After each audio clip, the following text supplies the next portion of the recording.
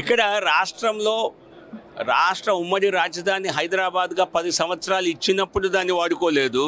ఇప్పుడు దాన్ని రాజకీయంగా వాడుకోవటానికి ఒక కొత్త రాజకీయ మరి ఆలోచనో అనాలోచితంగా చెప్పిన వ్యాఖ్య దీన్ని వైసీపీ వారే చెప్పాలి. ఒక రాజధానినే నిర్మించడం చేతకాలేదు, 3 రాజధానులు అని చెప్పి తెరదీసి ప్రజల్ని సంక్షోభంలోకి నెట్టి అసలు రాజధాని అమరావతిని పూర్తి చేయకుండా ప్రజల్ని ఒక రకంగా ఇబ్బంది పెట్టినటువంటి ప్రభుత్వం మళ్ళీ ఇప్పుడు 4వ పేరు తీయటం అన్నది ఇది కేవలం ప్రజల దృష్టి మరల్చాలి అనేటువంటి ఒక ఆలోచనలా కనిపిస్తోంది.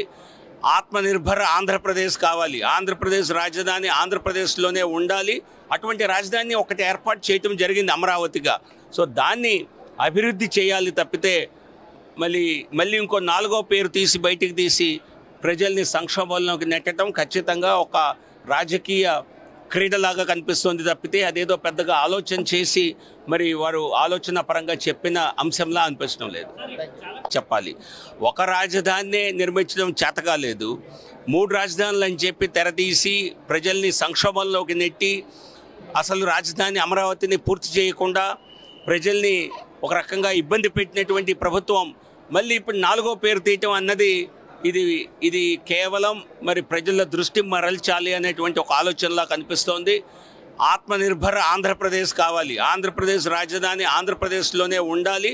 అటువంటి రాజధాని ఒకటి ఏర్పాటు చేయటం జరిగింది అమరావతిగా.